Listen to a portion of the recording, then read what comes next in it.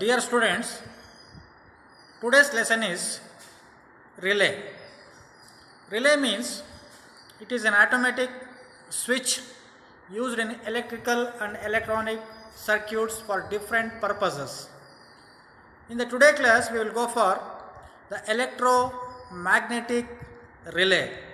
So ಈ ಒಂದು relay ಏನಿದೆ ಇದನ್ನು ನಾವು ವಿದ್ಯುತ್ ಅಯಸ್ಕಾಂತೀಯ ರಿಲೇ ಅಂತ ಕೂಡ ನಾವು ಕರಿಬೋದು.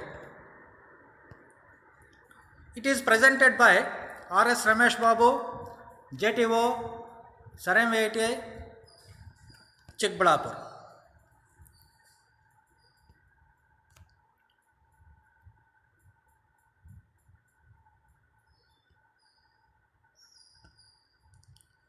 Contents of this lesson are: number 1, introduction; number 2, history or principle; number 3, operation; number 4, types; number 5, advantages and disadvantages of electromagnetic relay; applications of electromagnetic relay; a video display regarding this electromagnetic relay, and an assignment. Dear students, ಇಂದಿನ ವಿಷಯದಲ್ಲಿ ಮೊಟ್ಟ ಮೊದಲಿಗೆ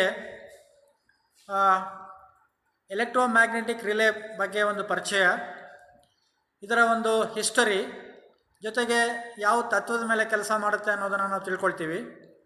ಮೂರನೇದಾಗಿ ಇದು ಹೇಗೆ ಕೆಲಸ ಮಾಡುತ್ತೆ ಅನ್ನೋದನ್ನು ನಾವು ತಿಳಿತೀವಿ. ಆಮೇಲೆ ನಾಲ್ಕನೇದಾಗಿ ಎಷ್ಟು ವಿಧವಾದ ರಿಲೇಸ್ ಇದೆ ಅಂತ ನಾವಿಲ್ಲಿ ತಿಳ್ಕೊಳ್ತೀವಿ. ಐದನೇದಾಗಿ ಇದರ ಅನುಕೂಲಗಳು ಮತ್ತು ಅನಾನುಕೂಲಗಳ ಬಗ್ಗೆ ನಾವು ತಿಳಿತೀವಿ.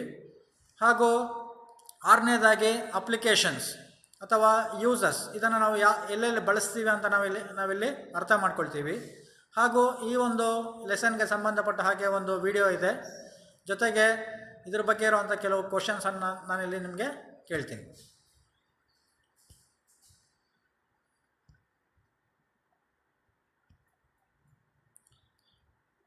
Introduction. A relay is an electrically operated switch. Many relays use an electromagnet to mechanically operate switch, but other working principles are also used, such as thermal, voltage, current, frequency, solid state, etc. Relays are used where it is necessary to control a circuit by low power signal.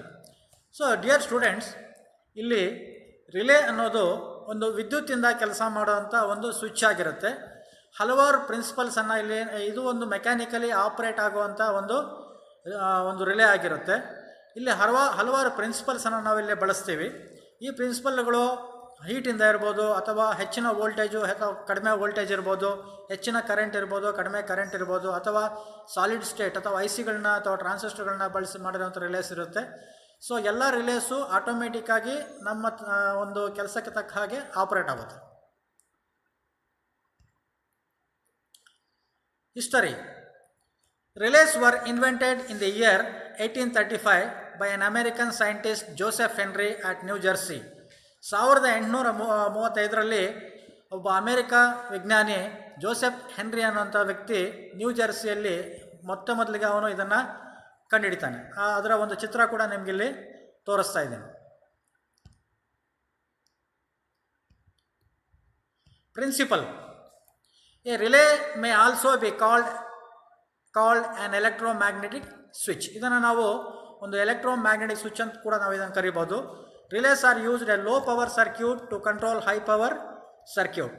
The low power circuit controls an electromagnetic device. The electromagnetic device closes or opens the high power load circuit. So ಇದರಲ್ಲಿ ಮುಖ್ಯವಾಗಿ ಒಂದು coil ಇರುತ್ತೆ. ಈ ಕಾಯಿಲ್ಗೆ ನಾವು supply ಕೊಟ್ಟಾಗ ಈ coil ಒಳಭಾಗದಲ್ಲಿರುವಂಥ ಈ ಒಂದು ಐರನ್ ಕೋರ್ ಏನಿದೆ, ಕೋರು ಈ ಆರ್ಮೇಚರನ್ನು ಅಥವಾ ಈ ಒಂದು ಕಬ್ಬಿಣದ ಭಾಗವನ್ನು ಅಟ್ರ್ಯಾಕ್ಟ್ ಮಾಡುತ್ತೆ. ಈ ಒಂದು ಕಬ್ಬಿಣದ ಭಾಗ ಇಲ್ಲಿರುವಂಥ ಒಂದು ಕಾಂಟ್ಯಾಕ್ಟ್ಸು ಯೂಶಲಿ ಇಲ್ಲಿ ಕಾಮನ್ನು ಮತ್ತು NC ಕ್ಲೋಸ್ ಆಗಿದೆ. ಇದು ಆಪ್ರೇಟ್ ಆದಾಗ, ಇದು ಎಲೆಕ್ಟ್ರೋಮ್ಯಾಗ್ನೆಟ್ ಆದಾಗ ಈ ಕಾಂಟ್ಯಾಕ್ಟ್ಸು ಮೇಲಕ್ಕೆ ಹೋಗುತ್ತೆ. ಹಾಗಾಗಿ ಒಂದು ಆಪರೇಷನಿಂದ ಇನ್ನೊಂದು ಆಪರೇಷನ್ಗೆ ಇದು ಕೆಲಸ ಮಾಡುತ್ತೆ. ಇದು ಕಾಮನ್ ಟರ್ಮಿನಲ್ ಅಂತ ಕರಿತೀವಿ, ಇದು ನಾರ್ಮಲಿ ಓಪನ್ ಆಗಿರುತ್ತೆ. ಇದು ಮ್ಯಾಗ್ನೆಟ್ ಆದಾಗ, ಕಾಯಿಲ್ ಮ್ಯಾಗ್ನೆಟ್ ಆದಾಗ ಈ ಒಂದು ಲೀಡು ಮೇಲ್ಗಡೆ ಕಾಂಟ್ಯಾಕ್ಟ್ ಬರುತ್ತೆ. ಇದು ಈ ಒಂದು ಕೆಳಭಾಗದ್ದು ಓಪನ್ ಆಗುತ್ತೆ. Operation. A simple electromagnetic relay consists a coil of wire wounded around a soft iron core, an iron yoke which provides a low reluctance path for magnetic flux. A movable armature operates one or more contacts depending upon the function of the relay. ಈ ಚಿತ್ರದಲ್ಲಿ ಒಂದು relay ಕೊಟ್ಟಿದ್ದೀವಿ. ಈ ರಿಲೇಲಿ ಮುಖ್ಯವಾಗಿ ಒಂದು coil ಇದೆ. ಈ ಕಾಯಿಲ್ಗೆ supply ಕೊಟ್ಟಾಗ ಈ ಮಧ್ಯಭಾಗದಲ್ಲಿರೋ ಐರನ್ ರಾಡು ಮ್ಯಾಗ್ನೆಟ್ ಆಗುತ್ತೆ. ಮೇಲ್ಭಾಗದಲ್ಲಿರುವಂಥ ಒಂದು ಮೂವಬಲ್ ಕಾಂಟ್ಯಾಕ್ಟ್ ಏನಿದೆ, ಒಂದು ಸ್ಪ್ರಿಂಗಿಂದ ಇದು ಅಟ್ಯಾಚ್ ಆಗಿರುತ್ತೆ. ಸಾಮಾನ್ಯವಾಗಿ ಓಪನ್ ಆಗಿರುತ್ತೆ. ಇದು ಮ್ಯಾಗ್ನೆಟ್ ಆದಾಗ ಈ ಕಾಯಿಲ್ಗೆ ಸಪ್ಲೈ ಕೊಟ್ಟಾಗ ಇದು ಮ್ಯಾಗ್ನೆಟ್ ಆಗಿ ಈ ಒಂದು ಪ್ಲಂಜರನ್ನು ಅಟ್ರ್ಯಾಕ್ಟ್ ಮಾಡಿ NO ಕಾಂಟ್ಯಾಕ್ಟ್ಸನ್ನು ಕ್ಲೋಸ್ ಮಾಡುತ್ತೆ. That is the function operation of a electromagnetic relay. Different contacts used in ರಿಲೇಸಲ್ಲಿ ಈ ಮೊಟ್ಟ ಮೊದಲಿಗೆ ಇದೊಂದು ಸಿಂಬಲ್, ಇದು ರಿಲೇ ಸಿಂಬಲ್ ಆಗಿರುತ್ತೆ. ಹಲವಾರು ಕಾಂಟ್ಯಾಕ್ಟ್ಸನ್ನು ನಾವಿಲ್ಲಿ ಬಳಸ್ಕೋಬೋದು. ಮೊಟ್ಟ ಮೊದಲಿಗೆ ಬಂದಿರುವಂಥದ್ದು SP ST means single pole single throw switch ಅಂತ. ಇದು ಓಪನ್ ಆಗಿದೆ. ಓಪನ್ ಆಗಿರೋದಕ್ಕೆ ಇದನ್ನು ನಾವು NO ಅಂತ ಕರಿತೀವಿ. ಯಾವಾಗ ಎಲೆಕ್ಟ್ರೋಮ್ಯಾಗ್ನೆಟು ಆಕ್ಟಿವೇಟ್ ಆಗುತ್ತೆ ಆ ಸಂದರ್ಭದಲ್ಲಿ ಇದು ಕ್ಲೋಸ್ ಆಗುತ್ತೆ. ಇದು NC ಕಾಂಟ್ಯಾಕ್ಟ್ ಅಂತ ಹೇಳ್ತೀವಿ. SP ST ಸಿಂಗಲ್ ಪೋಲ್ ಸಿಂಗಲ್ ಥ್ರೋ NC ಆಗಿದೆ. NC ಅಂದರೆ ನಾರ್ಮಲಿ ಕ್ಲೋಸ್ ಆಗಿದೆ. ಆಕ್ಟಿವೇಟ್ ಆದಾಗ ಇದು ಓಪನ್ ಆಗುತ್ತೆ. DPST double pole single throw switch ಅಂತ ಹೇಳ್ತೀವಿ. ಎರಡು ಕಾಂಟ್ಯಾಕ್ಟ್ಸು ಸಪ್ರೇಟ್ ಆಗಿದೆ. ಇಲ್ಲಿ ಒಂದು NO ಈ ಕಡೆಗಿದೆ, ಇನ್ನೊಂದು NO ಈ ಕಡೆಗಿದೆ. ಇದು ಆಕ್ಚುಯೇಟ್ ಆದಾಗ, ಇದು ಎಲೆಕ್ಟ್ರಾನ್ ಮ್ಯಾಗ್ನೆಟ್ ಆದಾಗ ಇದೆರಡು ಕ್ಲೋಸ್ ಆಗುತ್ತೆ. ಇಲ್ಲಿ ಇನ್ನೊಂದು ಸ್ವಿಚ್ ಇದೆ, ಇನ್ನೊಂದು ಕಾಂಟ್ಯಾಕ್ಟ್ ಇದೆ. ಇದು SPDT ಅಂತ ನಾವು ಕರಿತೀವಿ, ಸಿಂಗಲ್ ಪೋಲ್ ಡಬಲ್ ಥ್ರೋ ಅಂತ ಹೇಳ್ಬಿಟ್ಟು. ಇದು ಕಾಮನ್ ಟರ್ಮ್ನಲ್ಲೂ ಮೂವಬಲ್ ಕಾಂಟ್ಯಾಕ್ಟ್. ಇದು ನಾರ್ಮಲ್ ಪೊಸಿಷನಲ್ಲಿ NC ಇರುತ್ತೆ. ಯಾವಾಗ ಇದು ಎಲೆಕ್ಟ್ರಾನ್ ಮ್ಯಾಗ್ನೆಟ್ ಆಗುತ್ತೋ ಆವಾಗ ಇದು NO ಕಡೆಗೆ ಕ್ಲೋಸ್ ಆಗುತ್ತೆ. ಸೊ ಇನ್ನೊಂದು ರೀತಿಯ ಕಾಂಟ್ಯಾಕ್ಟ್ಸ್ ಬಂದುಬಿಟ್ಟು DPDT ಅಂದರೆ ಡಬಲ್ ಪೋಲ್ ಡಬಲ್ ಥ್ರೋ ಅಂತ ಹೇಳ್ಬಿಟ್ಟು.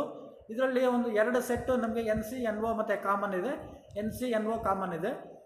ಸಾಮಾನ್ಯವಾಗಿ ಅಟ್ ಎ ಟೈಮ್ NCಗಿದೆ, ಇದು ಕೂಡ NCಗಿದೆ.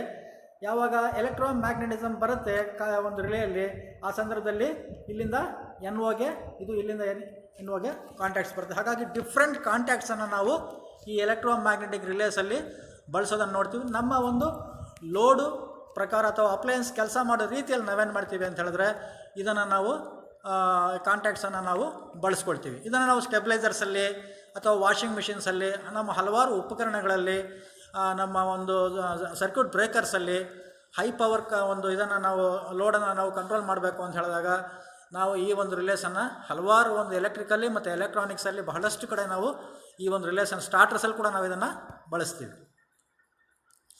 ಸೊ ಇಲ್ಲಿ ಇನ್ನೊಂದು ಸಾಮಾನ್ಯವಾಗಿರೋಂಥ ಒಂದು ಕಾಂಟ್ಯಾಕ್ಟ್ ಕೊಟ್ಟಿದ್ದಾರೆ. ಒಂದು ಕಾಮನ್ ಅಂತ ಹೇಳ್ತೀವಿ ನಾವು, ಕಾಮನ್ನು ಮತ್ತು NC. ಸೊ ಇಲ್ಲಿ ಏನಾಗಿದೆ, ನಾರ್ಮಲ್ ಕಂಡೀಷನ್ನಲ್ಲಿ ಅಂದರೆ ಇದಕ್ಕೆ ನಾವು ಏನು ಸಪ್ಲೈ ಕೊಡದೆ, ಈ ಒಂದು ರಿಲೇ ಕಾಯಿಲ್ಗೆ ಏನು ಸಪ್ಲೈ ಕೊಡದೇ ಇದ್ದಾಗ ಕಾಮನ್ನು ಮತ್ತು NC ಕ್ಲೋಸ್ ಆಗಿರುತ್ತೆ. ಯಾವಾಗ ಇದಕ್ಕೆ ಈ ಒಂದು ರಿಲೇ ಕಾಯಿಲ್ಗೆ ಸಪ್ಲೈ ಕೊಡ್ತೀವಿ ಆವಾಗ ಏನಾಗುತ್ತೆ, ಕಾಮನ್ ಟರ್ಮಿನಲ್ ಬಂದುಬಿಟ್ಟು NO ಕಡೆಗೆ ಹೋಗುತ್ತೆ, NC ಓಪನ್ ಆಗುತ್ತೆ. So the relay switch connections are usually labelled common, NC and NO. Common always connects to this, it is the moving part of the switch. Common ಅನ್ನೋ ಟರ್ಮ್ನಲ್ಲೂ moving part ಆಗಿರುತ್ತೆ, ಅದು NO ಕಡೆಗೆ ಹೋಗ್ತಾ ಇರುತ್ತೆ ಅಥವಾ NC ಕಡೆಗೆ ಬರ್ತಾ ಇರುತ್ತೆ. And then NC normally closed. Common connected to this when relay coil is off. ಒಂದು ರಿಲೇ ಕಾಯಿಲ್ ಆಫ್ ಆಗಿದ್ದಾಗ ಕಾಮನ್ನು ಮತ್ತು NC ಯಾವಾಗಲೂ ಕ್ಲೋಸ್ ಆಗಿರುತ್ತೆ. And NO normally open. Common is connected to this when the relay coil is on. Relay ಕಾಯಿಲ್ಗೆ actuate ಆದಾಗ ಅಥವಾ ಅದು ಕೆಲಸ ಮಾಡಿದಾಗ ಅವಾಗೇನಾಗುತ್ತೆ, you will get the connections between common and NOಗೆ ಕನೆಕ್ಷನ್ಸ್ ನಮಗಿಲ್ಲಿ ಸಿಗುತ್ತೆ.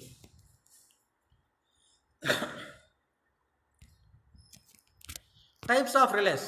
ಸೊ ಯೂಶಲಿ ನಮ್ಮ ಎಲೆಕ್ಟ್ರಿಕಲ್ ಫೀಲ್ಡಲ್ಲಿ ನಾವು ಜಾಸ್ತಿ ಬಳಸುವಂಥ ಒಂದು ರಿಲೇಸ್ ಬಂದು ಎಲೆಕ್ಟ್ರೋಮ್ಯಾಗ್ನೆಟಿಕ್ ರಿಲೇ ಮತ್ತು ಥರ್ಮಲ್ ರಿಲೇ. ಎಲೆಕ್ಟ್ರೋಮ್ಯಾಗ್ನೆಟಿಕ್ ರಿಲೇಸನ್ನು ನಾವು ವಾಷಿಂಗ್ ಮಿಷಿನ್ಸಲ್ಲಿ, ಎಲ್ಲ ಅಪ್ಲಯನ್ಸಲ್ಲಿ ಕಾಣ್ತೀವಿ ನಾವು, ಸ್ಟಾರ್ಟರ್ಸಲ್ಲಿ ಕಾಣ್ತೀವಿ, ನಮ್ಮ ಒಂದು ಇನ್ಸ್ಟ್ರೂಮೆಂಟ್ಸಲ್ಲಿ ಕಾಣ್ತೀವಿ ನಾವು. ಅದೇ ಥರ್ಮಲ್ ರಿಲೇನ ಕೆಲವು ಆಪ್ರೇಟರ್ಸಲ್ಲಿ, ಐರನ್ ಬಾಕ್ಸ್ಗಳಲ್ಲಿ, ಹೀಟರ್ಸಲ್ಲಿ ಈ ರೀತಿ ಕಾಣ್ತೀವಿ. ಸಾಲಿಡ್ ಸ್ಟೇಟ್ ರಿಲೇಸನ್ನು ನಾವು ಎಲೆಕ್ಟ್ರಾನಿಕ್ ಸರ್ಕ್ಯೂಟ್ಸಲ್ಲಿ ನಾವು ಬಳಸೋದನ್ನು ನೋಡ್ತೀವಿ. ಸೊ ಇಲ್ಲಿ ಫಿಗರಲ್ಲಿ ಹಲವಾರು ರೀತಿ ಇರುವಂಥ ಒಂದು ರಿಲೇಸನ್ನು ತೋರಿಸಿದ್ದೀನಿ.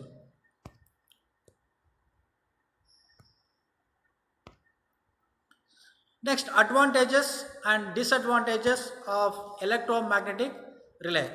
Electromagnetic relay have fast operation and fast reset. ಇದು ಬಹಳ ಕ್ವಿಕ್ಕಾಗಿ ಆಪರೇಟ್ ಆಗುತ್ತೆ, ಮತ್ತು ಅದು ಒರಿಜಿನಲ್ ಪೊಸಿಷನ್ಗೆ ಇದು ಬಹಳ ಬೇಗ ಬರುತ್ತೆ. ಎರಡನೇದಾಗಿ they can be used for both AC and DC. AC supply ಇರ್ಬೋದು ಅಥವಾ DC ಸಪ್ಲೈ ಇರ್ಬೋದು, ಯಾವುದೇ ಸಪ್ಲೈ ಇರ್ಬೋದು, ಅಥವಾ ಹಲವಾರು ಅಪ್ಲಯನ್ಸಸ್ಸಲ್ಲಿ ನಾವು ಇದನ್ನು ಬಳಸೋದನ್ನು ನಾವು ನೋಡ್ತೀವಿ. They are simple.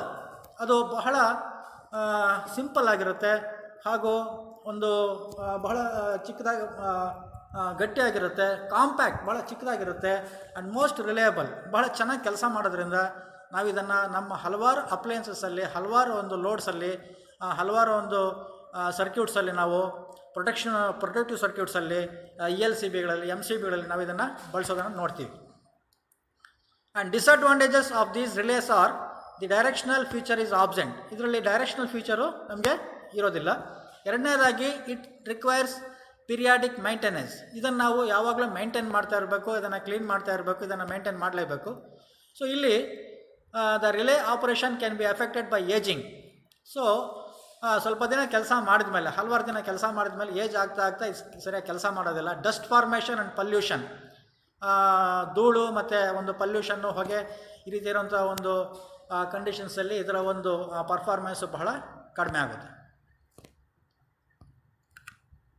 ಅಪ್ಲಿಕೇಶನ್ಸ್ ನಾವು ಏನೇನಕ್ಕೆ ಬಳಸ್ಬೋದು ಎಲೆಕ್ಟ್ರೋಮ್ಯಾಗ್ನೆಟಿಕ್ ರಿಲೇಸನ್ ಅಂತ ಹೇಳ್ಬಿಟ್ಟು. The electromagnetic relies R employed for the protection of various AC and DC equipments. DC and AC ಎಕ್ವಿಪ್ಮೆಂಟ್ಸಲ್ಲಿ ಹಲವಾರು ರೀತಿಯ ಪ್ರೊಟೆಕ್ಷನ್ಸ್ಗೆ ನಾವು ಇದನ್ನು ಬಳಸ್ಕೊಳ್ತೀವಿ.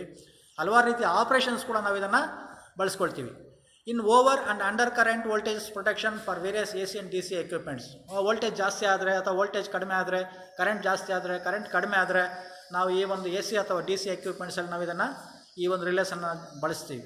ಫಾರ್ ಡಿಫ್ರೆನ್ಷಿಯಲ್ ಪ್ರೊಟೆಕ್ಷನ್ ನಾವು ಇದನ್ನು ಡಿಫ್ರೆನ್ಷಿಯಲ್ ಪ್ರೊಟೆಕ್ಷನ್ ಕೂಡ ನಾವು ಬಳಸ್ತೀವಿ.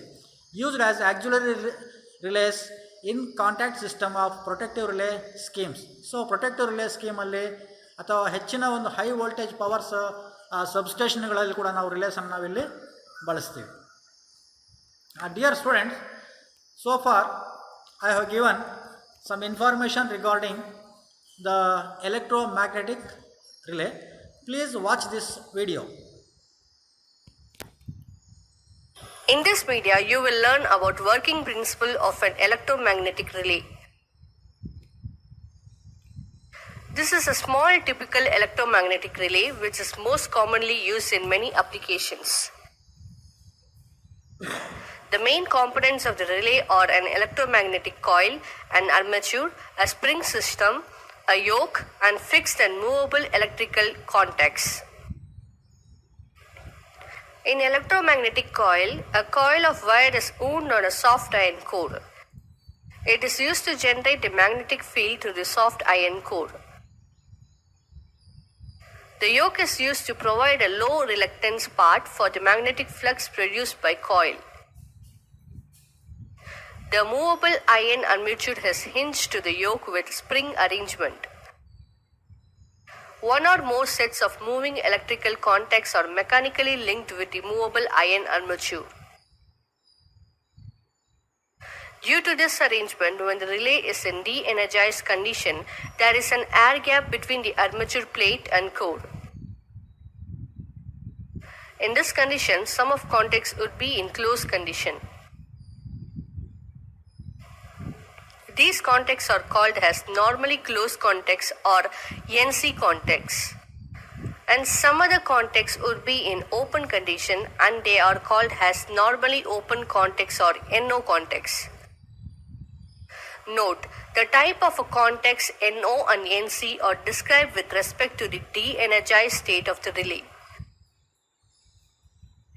When supply is provided to electromagnetic coil, it generates a magnetic field. So the armature is attracted towards the electromagnet core. The consequent movement of the movable electrical contacts break the NC contact connection and they move to open condition. Simultaneously, the NO contacts move and their contacts get to closed condition. When the current flowing the electromagnetic coil is switched off, the relay coil gets de-energized. Then the armature is returned to its original position by the spring arrangement. Hence, it restores the contacts to the normal condition with NO contacts open and NC contact close. Now you have learnt about working principle of an electromagnetic relay.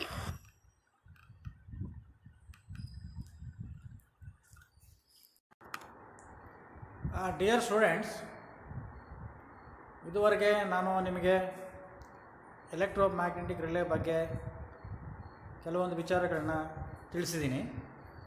ಇಲ್ಲಿ ಒಂದು assignment ಇದೆ, ಇದನ್ನು ನೀವು answer ಮಾಡಬೇಕಾಗುತ್ತೆ. What is meant by relay? Relay ಅಂದರೆ ಏನು ಅಂತ ಹೇಳ್ಬಿಟ್ಟು ಈ ಒಂದು ಕ್ವಶನ್ ನೀವು ಆನ್ಸರ್ ಬರೀಬೇಕು. ಎರಡನೇದಾಗಿ, what are the advantages of electromagnetic relay? Electromagnetic ರಿಲೇಸನ್ನು ಒಂದು ಅನುಕೂಲಗಳು ಏನು? ಮೂರನೇದಾಗಿ, state the working principle of electromagnetic relay. ಒಂದು ಎಲೆಕ್ಟ್ರೋಮ್ಯಾಗ್ನೆಟಿಕ್ ರಿಲೇ ಯಾವ ರೀತಿ ಕೆಲಸ ಮಾಡುತ್ತೆ ಅನ್ನೋದನ್ನು ನೀವು ಬರೆದುಬಿಟ್ಟು ತೋರಿಸ್ಬೇಕು. What are the different contacts used in relays? ರಿಲೇಸಲ್ಲಿ ಸಾಮಾನ್ಯವಾಗಿ ಯಾವ ರೀತಿಯ ಕಾಂಟ್ಯಾಕ್ಟ್ಸನ್ನು ನಾವು ಬಳಸೋದನ್ನು ನೋಡ್ತೀವಿ ಅನ್ನೋದನ್ನು ನೀವಿಲ್ಲಿ ಬರೀಬೇಕಾಗುತ್ತೆ. ಈ ಎಲ್ಲ ಕ್ವಶನ್ಸ್ಗೆ ಆನ್ಸರ್ಸನ್ನು ನನಗೆ ಬರೆದು ನೀವು ಕಳಿಸ್ಬೇಕು.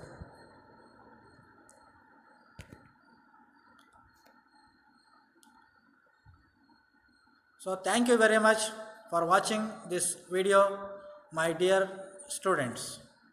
Thank you very much.